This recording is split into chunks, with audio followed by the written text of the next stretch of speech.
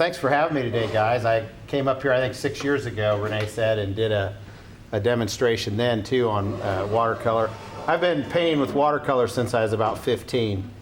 So it's kind of, the medium's just kind of an old friend to me. I've been doing this for a long time, and it's one of my favorite mediums. I like the speed of it and just the quality of the paintings in the end. Watercolor just has a lot of light qualities and things that you just can't get with other mediums, which is, I think, why I always come back to it so often. If you have any questions while I'm doing the demonstrations, feel free to ask me. I'll try to answer them. I work both in a studio, and I do a lot of plein air events with the Indiana Plein Air Painters. My setup I brought today is kind of my setup that I have outside when I'm painting, except for the reference material that I have on an iPad here. This box attaches to a tripod, so it's basically forms my outside setup. I have a drawer that pulls out and holds my paints and things while I'm working. I'm left-handed, so everything I do is going to be backwards to most people. But I'm kind of a believer in the biggest brush as long as you can. I like nice brushes. And I use a mixture of paints as far as brands. I really like some Winsor Newtons, some M. Grahams, and a few Daniel Smith colors that I use. I'm kind of a 3 or 4 brush guy to do a painting. I like softer brushes as opposed to stiffer brushes, so I like squirrel hair brushes for the most part. And then I use some synthetic brushes. I remember what those are called. Black Velvet series brushes are really nice synthetic brushes. For the money, you can't beat those brushes. But my layout tool typically is a 7mm, 0.7mm Eversharp with really soft lead in it. I like that finer line as opposed to a pencil. I don't like to get a lot of graphite down on my paper if I can keep from it. My drawings are kind of quick and to the point. I just kind of give myself as much information as I want. I don't need a whole lot usually to get things laid out with what I'm working on. I just kind of cut the horizon line in here a little earlier, and just going to kind of get this laid in.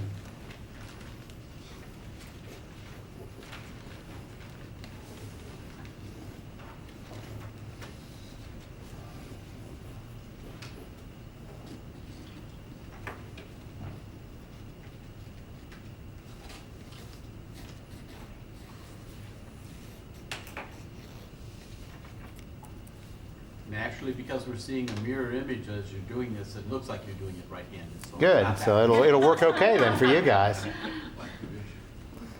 Shouldn't be as confusing then, maybe. What is that a picture of? It's a farm scene. Maybe you can see it. I hunt scenes a lot. I kind of stalk them through time. This farm only lights up in the long days of the year. The rest of the time the farm is dark because I'm looking south in this photograph here. And so this is shot, the photographs, the reference were shot in the evening here on this farm. It's a farm, I don't know, 4 miles from my house probably. And I always wanted to paint it, but it's a south-facing farm, so it's fair to be a gray day painting. But I was driving by there last summer in the evening one day, and I said, wow, that really lights up in the evening. And been driving by it for 50 years and 40 years and finally caught on to what I had to work with.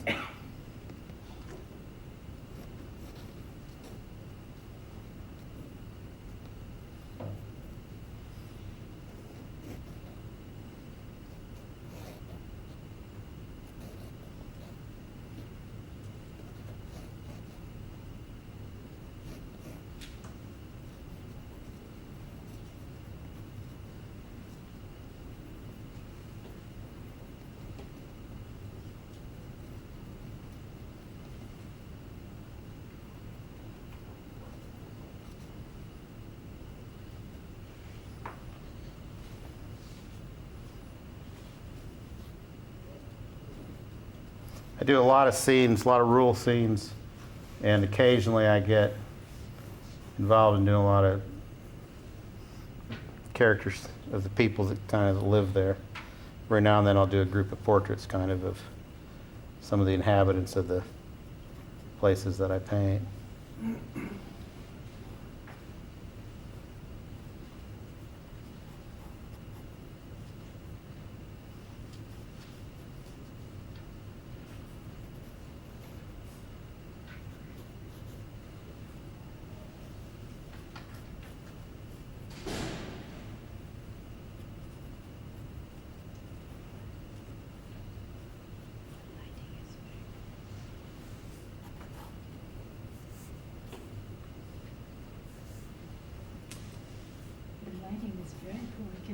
Can you see?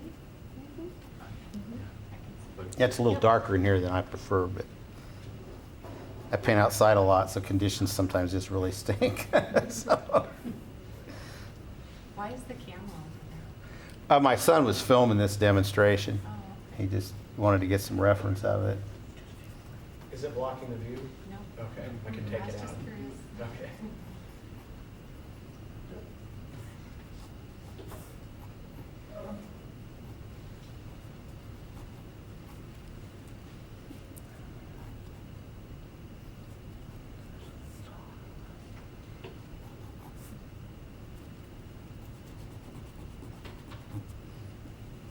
I like to try to get my drawings fairly accurate to what I'm after.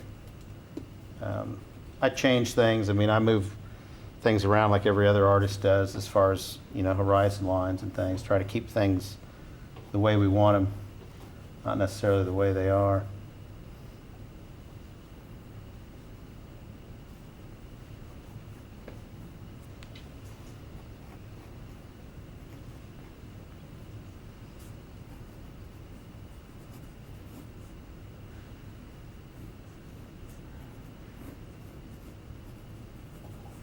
as a plein air painter, do you typically finish a painting in one sitting? Yes. Yeah. Yeah, I like to get in, get it done kind of thing. If I'm out, like a lot of the things that any of plein air painters does will be multiple paintings in one day. I'll do, if I have a full day to paint, I'll knock off 3.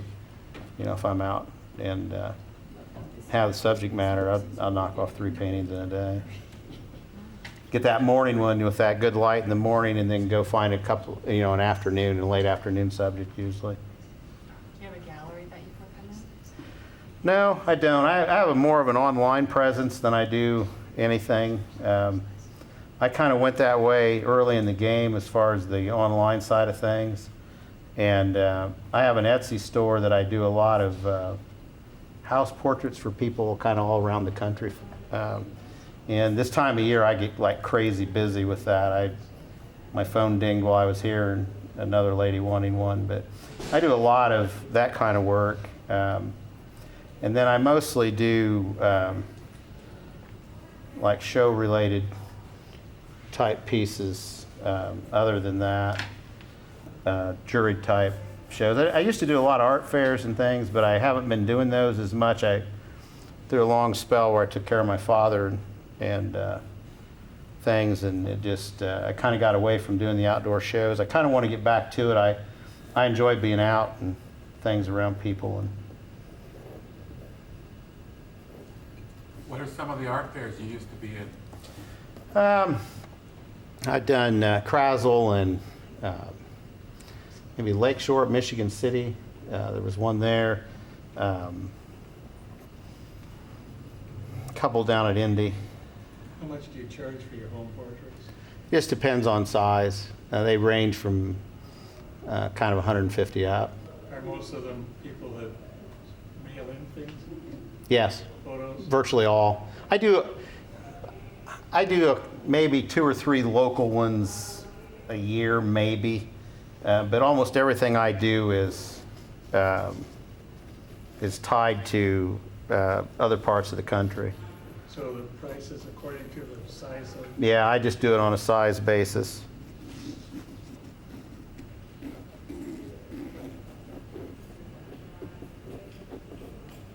And that's what I've got there. That's pretty much a drawing for me. That's about what I'm going to do. I like to get the drawing kind of right the way I want it, as far as perspective and things goes in the piece. Kind of a stickler about that.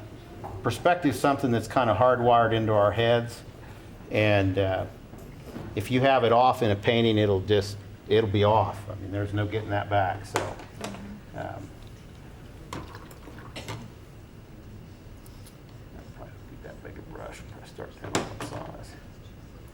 Do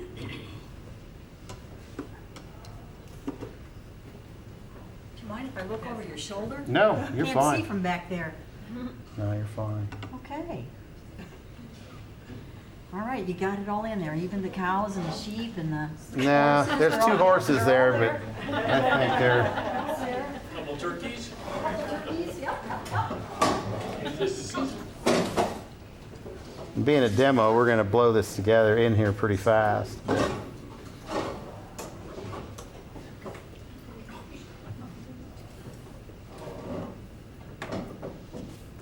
I'm kind of a believer in the big brush theory that we tend to get too tight too quick in paintings, and the more we piddle around with them, the tighter we get, and you lose a lot of that freshness that you're often looking for in that piece. And you just kind of have to be careful of that. It's something you just really have to be wary of. It's getting too tight too soon in a piece, because can really have some things happen.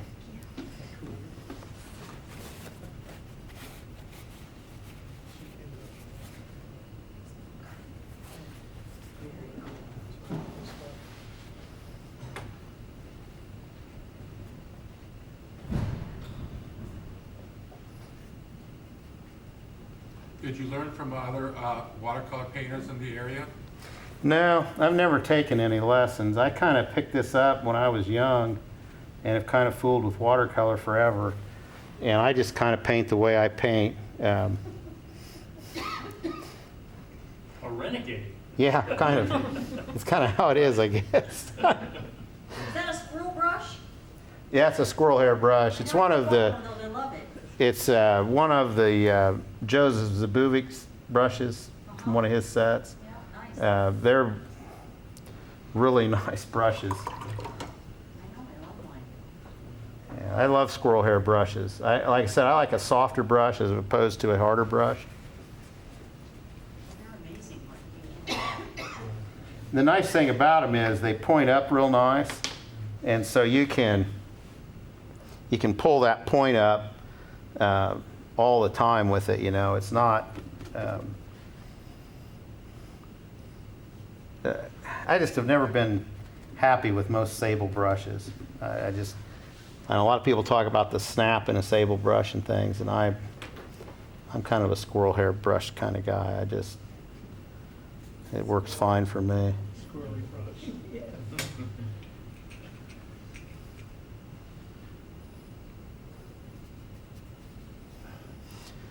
I kind of work paintings like this. I usually do get that sky in first, kind of get it in where I want it, and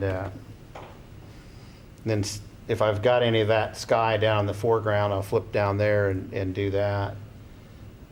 Trying to keep things from running together right now.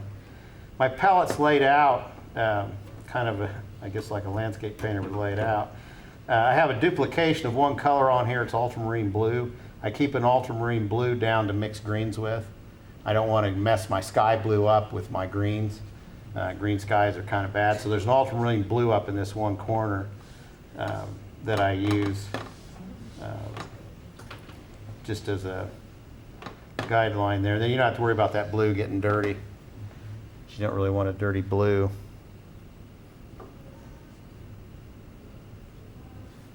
My favorite colors is this one here, which is, I believe, Green Gold by Daniel Smith.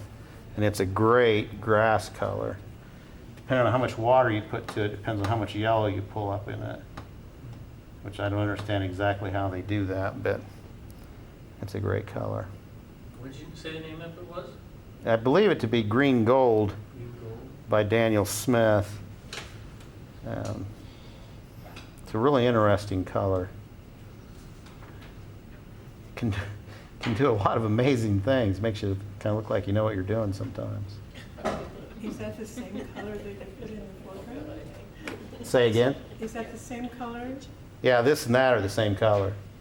It's just depending on how much water I picked up to how much it alters itself. It's kind of an odd color. There's like a green gold and then a green gold deep maybe or something. There's two of them. But they're wonderful colors if you're into magic colors.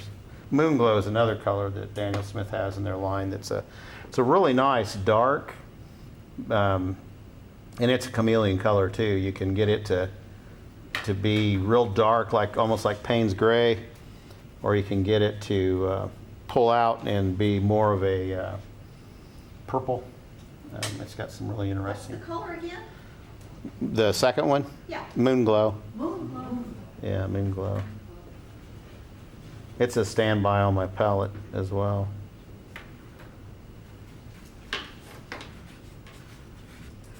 I don't use every color that's on the palette, obviously, in every painting. I'm kind of like everybody else. I pick and choose what I need for what I'm working on. How did you settle on Daniel Smith as your favorite pigments? They use honey as their binder as opposed to gum Arabic, and that allows them to stay soft much longer than like Winsor Newton, and those colors will get much harder on your palette, so to speak.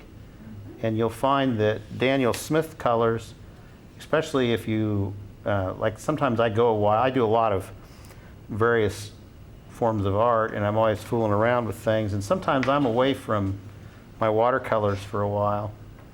And when that's the case, you know, some colors would get fairly hard because I don't use an airtight pellet because I don't like growing things in there.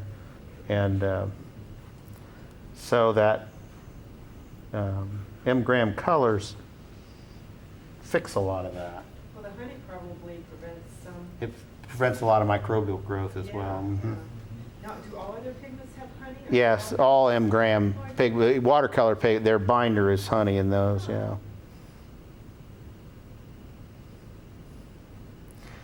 And I don't mind if I'm like down in here in this area that I'm kind of working on. I will kind of get in there and start running some darks kind of early in this. I'm kind of getting myself set up to where I want to be. I kind of want to know where that is as far as my darks and my lights. I don't mind finger painting if it does what I want it to do.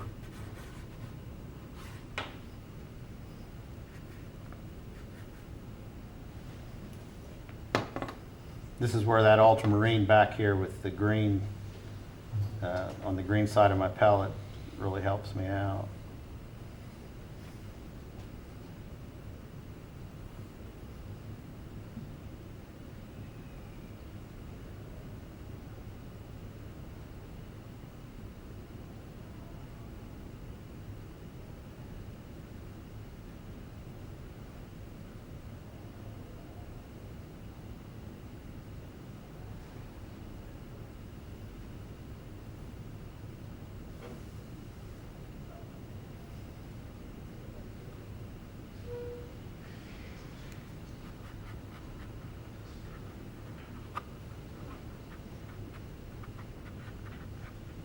My paper is Fabriano cold press. It's one of my favorite papers. Did you stretch it first? No, it's 300 pound. I typically only work on 300 pound paper. Occasionally work on something lighter, but I don't like it.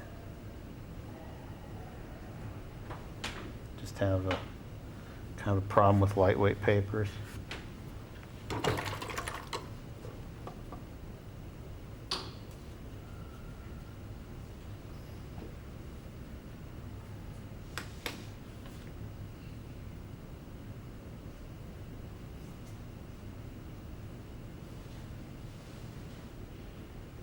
You ever paint on wet?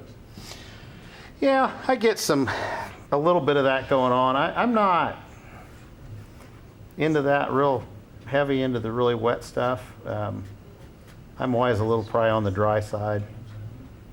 I used to do a lot of real tight watercolor, and I kind of got away from that finally. And so I kind of work on the, like right now I'm trying to stay as wet as I can as I kind of get this foreground in here the way I want it. And then I'm going to go back to something a little drier at the very end.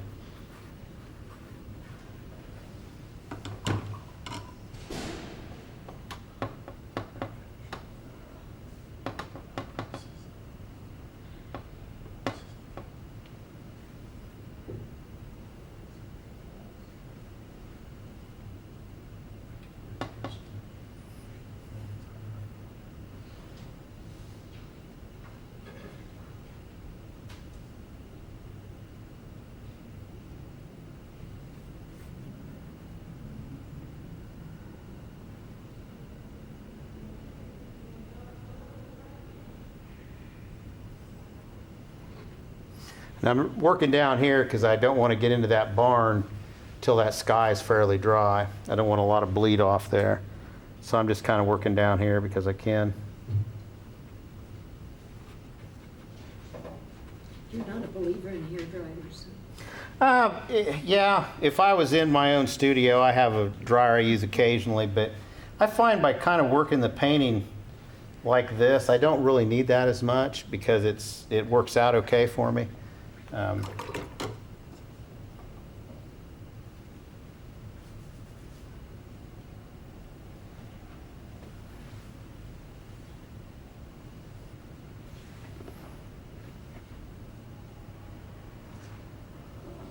I kind of work it a little bit in stages and go about it that way as opposed to the other way.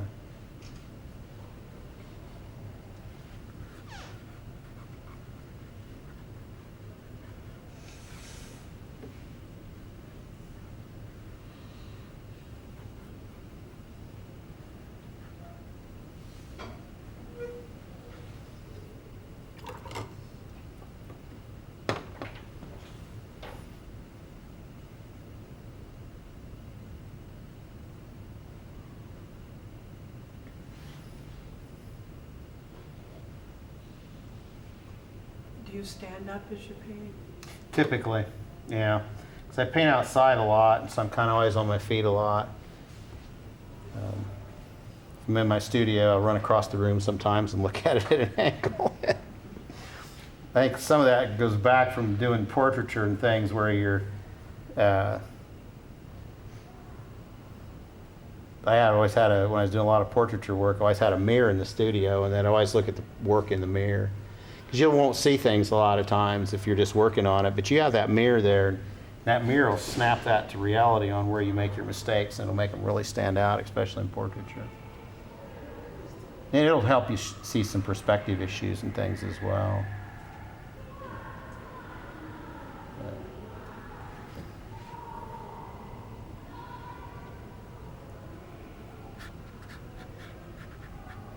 I'm a big advocate of drawing. I think that you should really push the drawing skills as hard as you can because that's what will really improve your painting skills. Another thing that I think is a handy tool for people is sometimes you'll have a painting that'll just have something wrong with it and you just can't find it. And something that I always recommend to especially beginning artists and things is flip your phone over to black and white and take a picture of your painting to where it's just values. And typically if there's a painting that's bugging you and you can't figure out what it is, it's a value issue. And a lot of times you can't see it for the color. But if you just take a black and white photo of it, you'll find it. It'll stand out like a sore thumb in that painting. I'm going to kind of leave that alone for right now.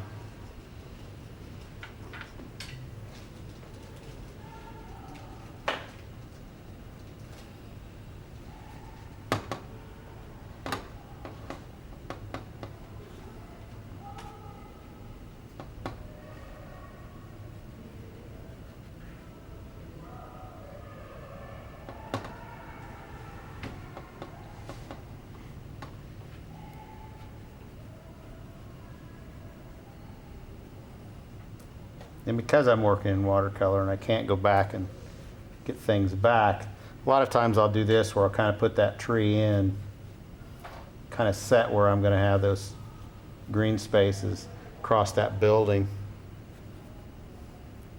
Kind of start getting that denoted there.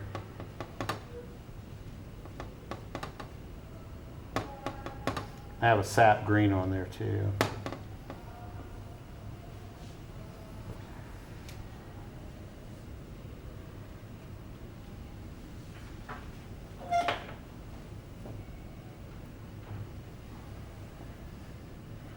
And if you're around me very long with watercolor, you'll hear me say this, and some people ask for more of an explanation, but I always tell people watercolor is a coaching position, it's not management.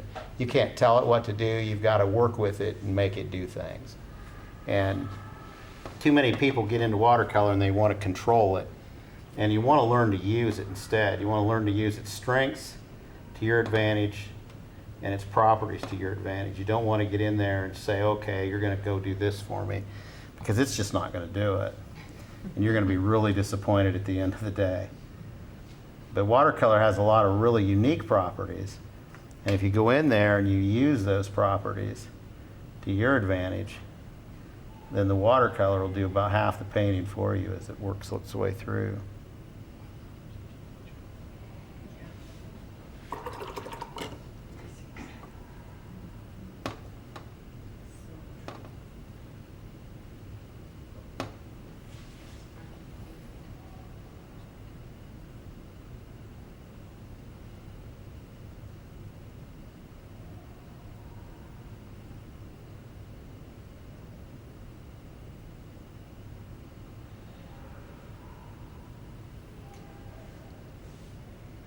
You guys are awful quiet on questions.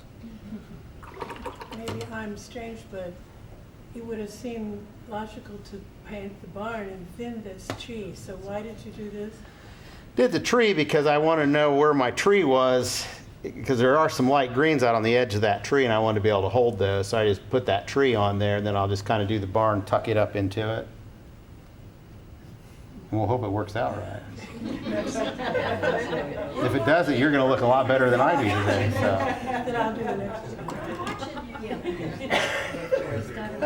one. Wouldn't you do the back half and then also, because it's darker, so how's he going to take the barn up? I was thinking the same thing. It'll be a white one. Showing her more one way to skin a cat or what?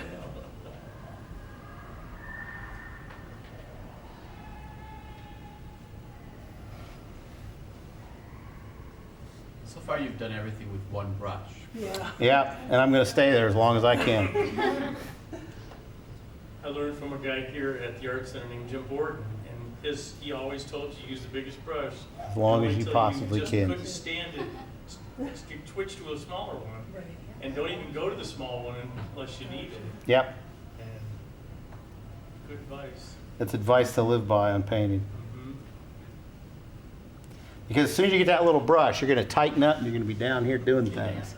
And you only have one place on the painting that you really want to tighten up and go do that. So try to get that focal point in there. And if you don't, if you get there too early in the game, you're just killing yourself. And that's the beauty of the big brush, is it won't let you do that. You use that brush to make you behave is what you're doing. You're using your brush to keep yourself from messing up. Because inherently, we want to mess up. We want to go in there and do things right off the bat that we shouldn't be doing.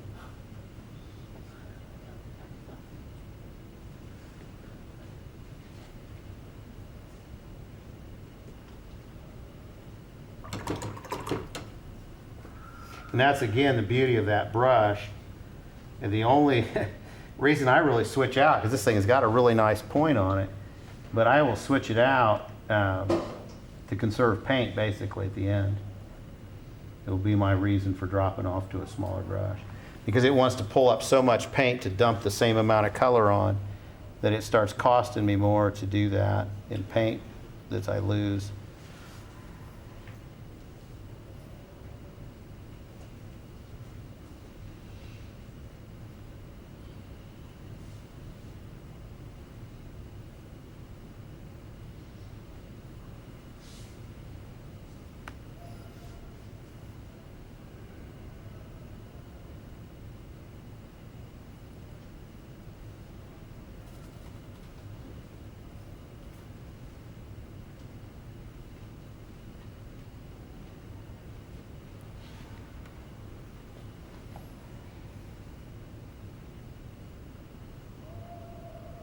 Is that a burnt sienna? No, that's actually, I don't remember which red's on here, but that's just red and a little bit of ultramarine in it, right there.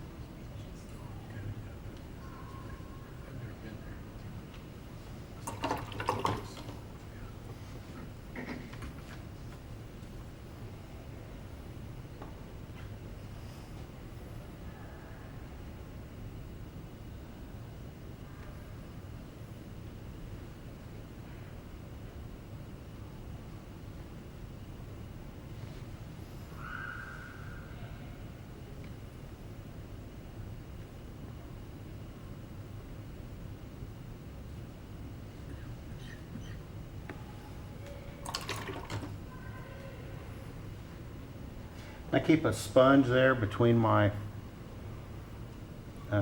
water containers. So I have a clean water container and a washing water container. That's typically how I work. That sponge is to take the moisture out of my brush. It beats using my paper towel. And I can use my paper towel for emergencies. If I mess up, I can go in and blot real quick if I need to go in and pull some color from somewhere, if I really make a mistake. I think I know the answer to this question, but do you ever use masking? Not very often. I don't like it. I mean, there's a couple times, you know, you look at something and you say, man, I'm going to have to mask that to hold that highlight. I'm more of a cheater with a white pen, the end of white uniball. Go in, put my highlights back in.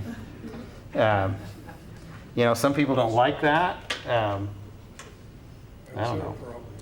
Yeah. That's kind of how I look at that. That's your problem, you know. I'm telling you, man, a uniball can do a lot of things for you. You'd be surprised what you can get away with.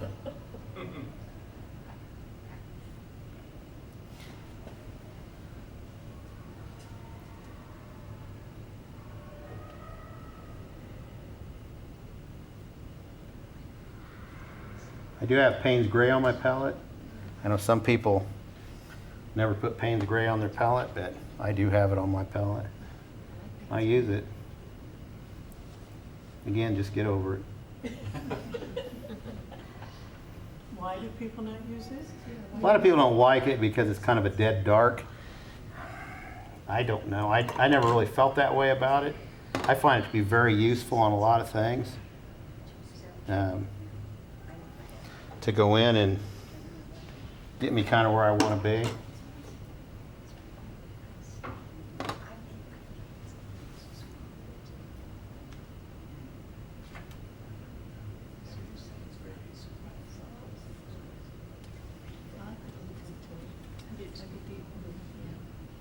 I like neutral too. Do you use neutral tint? Do you use both? I have used neutral tint. I don't think it's, yeah, that might be neutral tint right there on this palette. It's kind of an interesting color, or non-color, I guess, in a sense. It can do some things for you that's kind of handy. A lot of people kind of swear by it. I'm not a strong proponent of it, but I do use it at times. You ever mix it with anything else? Yeah, occasionally I'll mix it with color just to get it. You can get kind of that neutral dark sometimes that you're looking for. I'm sorry, I missed. What color are you what pigment are you talking about? Neutral tint. Oh, neutral tint. Yeah. It's kind of nice when you need something and you don't quite know what you need. Yeah. But you need kind of a dark and you go, I'll try neutral tint on that. And a lot of times it's the one you're looking for.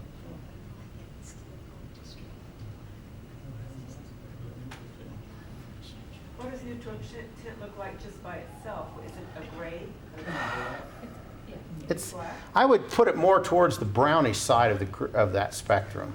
It's a little, It's warm? I think of it as, it's not supposed to be, I guess, but I kind of think of it to the warm side. Yeah, that's kind of how I would describe it, I guess. It's probably off to that warmer side a little bit.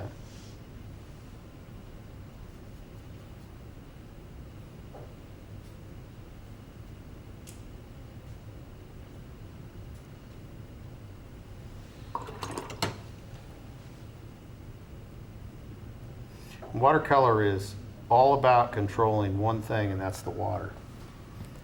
And getting that water in the amounts you want, where you want, when you want.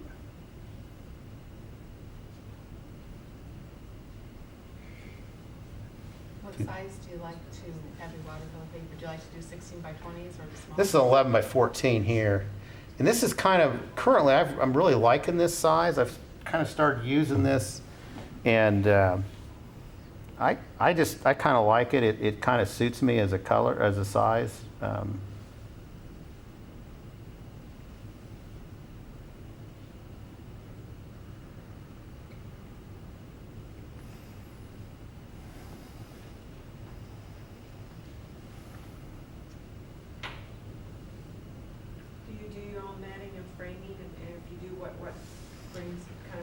typically use?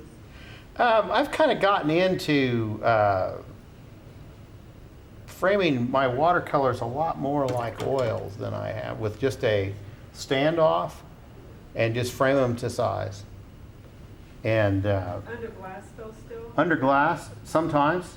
I have been experimenting some with some varnished watercolors and going that route too.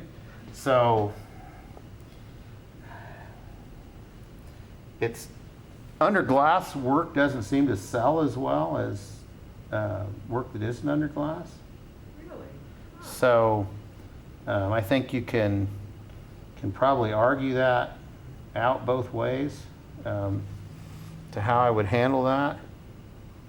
Does the varnished one sell? Yeah. You ever done any varnished watercolor? No, but I've seen them. It brings the color up, man. It really strengthens the color in the piece. You kind of almost got to watch it. I don't like the shiny. There's a matte version of that as well Oh, okay. that is kind of nice. I've never heard of varnished watercolor, so after you finish a watercolor, Yeah, varnish it. just varnish it? Yeah, there's a varnish. There are two varnishes made just for watercolors. Yeah. And it doesn't, putting the varnish on it doesn't make the water move around? No, no, it does not. It's not aqueous in any way. I think we had an artist here that used it one time. Yeah, Terry Armstrong is. Yeah. Yeah, Terry Armstrong uses it. Yes. Mhm. So it's not in a frame then, it's just varnished? It's- And that- Yeah, you can varnish it and just frame it like an oil. Oh, it's okay, it's still framed. Yeah. Mhm. Do you mat it? Typically, no, just frame it as an oil painting. If you're working on 300-pound paper or board, and a lot of guys are even going so far as to take their paper then, once the piece is done, and going back and then bonding it to a pH-neutral board, and then framing it that way. And just kind of an open framing, so to speak. Isn't that what Terry does? He does on some. Some of his watercolors traditional, too. I know, but he's lately, I just took a class from him this fall. Yeah, lately he's been kind of switching out to that. So when you don't varnish it, you have to use a mat, or you said you use. Usually the just frame it as though it was an standoff, I don't know oil. what you meant. How, say that once more, how do you Just do that? framing it more or less as though it were an oil painting. So it keeps, oh, you mean so there's no glass? Right, And nothing on top of the watercolor? correct, except the Just putting varnish. it in a frame? Yeah, yeah. Oh, my gosh. See, that's the response you get all the time. You did what? And the thing about it is, if you think about it, in a sense, watercolor on paper's quite durable, especially if you're talking 300-pound paper. You know, that's pretty durable substrate for your painting. And so I would argue that a watercolor on 300-pound paper, or especially on watercolor board, is probably more durable than an oil on canvas. So what if it rains on the way to the car? It's varnished, it shouldn't bother. No, I mean, without the varnish. it's Oh, without the hard to varnish, it would be imagine. bad. Yeah. Yeah. I wouldn't do that, I don't think, unless it was varnished. I don't think I'd open frame it unless it was varnished. You only pick good weather when you're doing the end plane? You paint plein air when they paint plein air, you know. So some days you have really good weather, some days you don't. And when you don't, you don't. Watercolor can be a little challenging on those days, I will say that.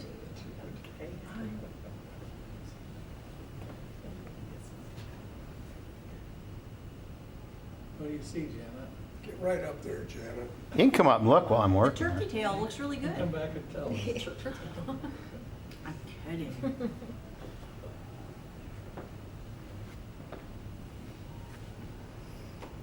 So that's the squirrel brush. Yeah, that's the big one. This That's is the the big next one. size down. If I'm doing something like 16 and 20 by 20 and larger, be more likely to start with that brush. But doing this size, this is fine here. Works out pretty good for what I'm doing. Is everyone okay with about 15 more minutes? Nobody's getting antsy? So Mike, if you What could time kind is of it? Stay in about 15 more minutes. Okay, I'm stepping it up about as much as I can here. Yeah, you don't have to use all that time, or you don't have to finish your painting in that time if necessary. Yeah, we'll get That's- close here. That'll be about how much time we normally would take. Okay. Do you title your things before they even finished?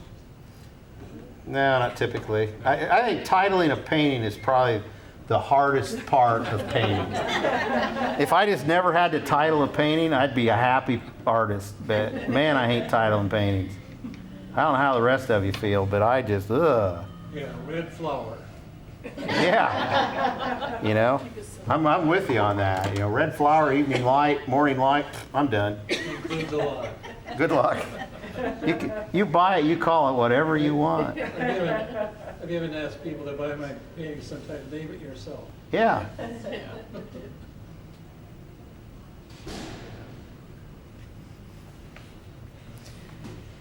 Okay, I'm gonna jump down now to smaller brush. I'm gonna go in and put a few details in this, a little bit of eye candy, and hope you In guys this enjoy it. light, Mike, the roof of the barn building kind of is almost the same value as the sky. Are you Correct. You're gonna do something to? Yeah, I'm going to strengthen that up here in just a minute. I'm going to put a little bit of, few of the metal seams on that thing. Yeah. It's, yeah, in the photo, it's a little darker than the sky, but I was after some light there, so I'm kind of let it come up and kind of do its thing. I'll get one other brush out of here. A little spray bottle I knocked over. Handiest thing you'll ever own.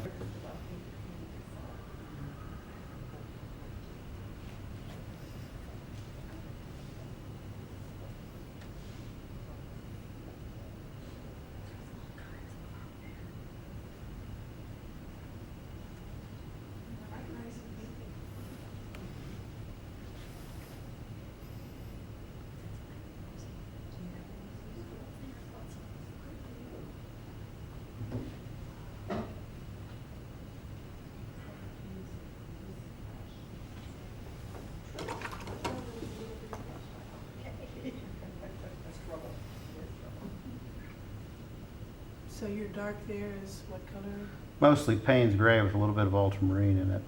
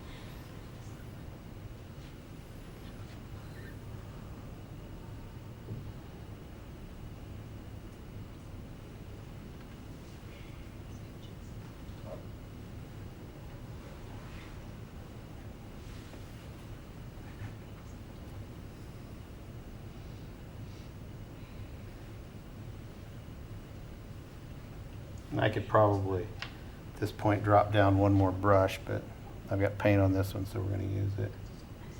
Is that the same palette you use in your studio, or is that your, you know? Yeah, it's a palette I use everywhere. Okay. I find it easier just to do that, just to work off of one palette. The cool thing about the palette is it runs off of full pans, and so I can pull pans in and out of this palette. And I do that some if I'm doing a lot of like winter stuff or something, I may drop some colors out from summer and drop in some winter colors. Are you saying you use pan pigments then? You don't? No, I'm using all tube pigment. I just buy empty pans. Oh, I see. And then I write on the side of that pan what's in it, and then I can snap stuff in and out of this palette and change my palette configuration. To change somewhat seasonally, so to speak, is where I would do that the most. What kind of palette is that? What's the? It's a Sennler.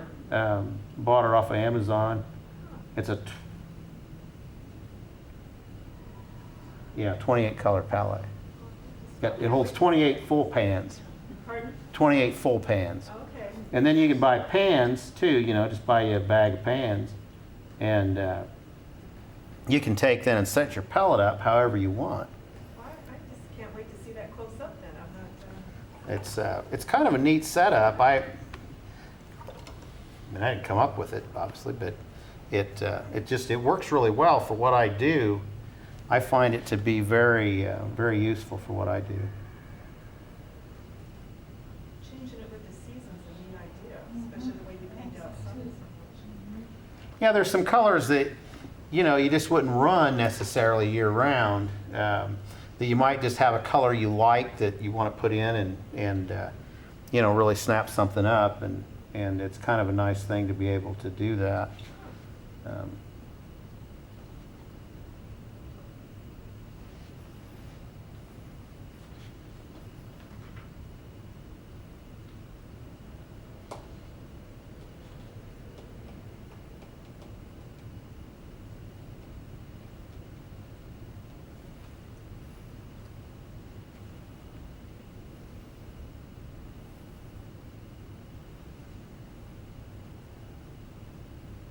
Little tricks you pick up here and there.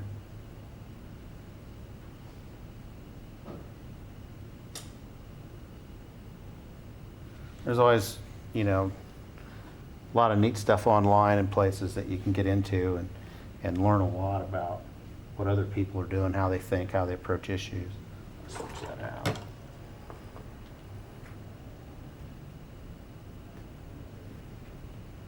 And sometimes, you know, you'll see something you think you really like, and you'll try it, and you go, "Ugh, that's not for me," and that's fine.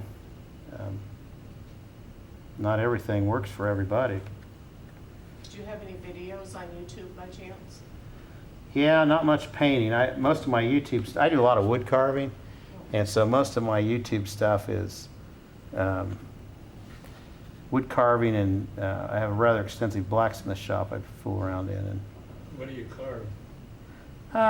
this time of year, I carve a lot of Santa's things for Christmas, but I do I've done everything from like 4x8 relief panels down to, you know, smaller stuff, and I've carved as long as I've painted, and it's just kind of my other thing. With knives or electric? I'm all hand. Do a lot of chisel work. I do a lot of knife carving too, a lot of little figures and things. But if I'm going to really get after something, I'd like to have it on a bench screw and be able to get it with two hands, you know, go after it with a chisel. And You do large birds? I've done birds. I went out to the Primitive or? no, both. I went out to the World Wildfowl Carving Championships a couple times, and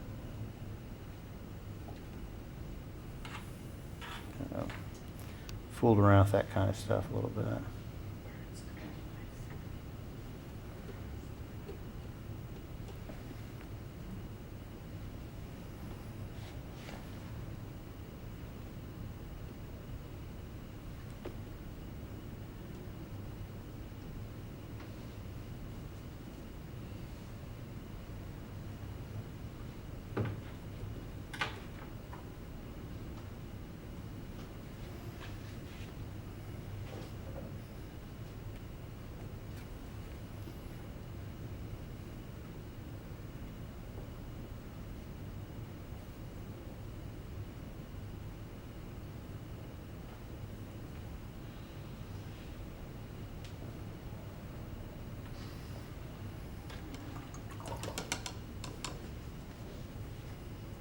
How often do you wash that sponge out? Oh, occasionally. Once a year? I'm not going to say it's the cleanest sponge you're going to get your hands on, but I mean, I rinse it out in the sink, kind of like when I rinse out my water bottle. You know, I'll get the sponge every so often. That's my white Uniball.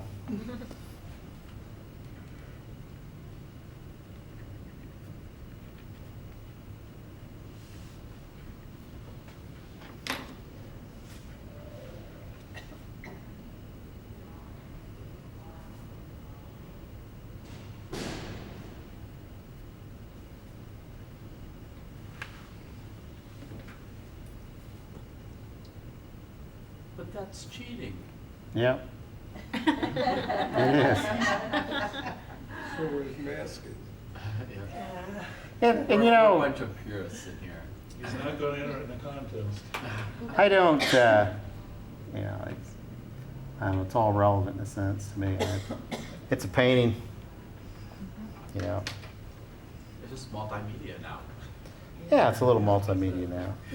Well, you're painting for people that want your house paintings too, so the important thing is that they're happy with it. What's that again? Well, I think the important thing is that your client is happy with it. Right, and that's kind of the end result, is if the client's happy with the work, yeah.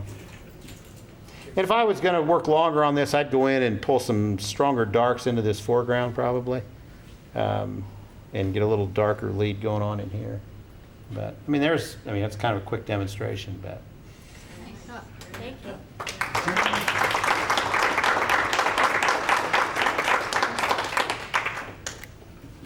Now, will you take that back to your studio and do some more work to finish it off?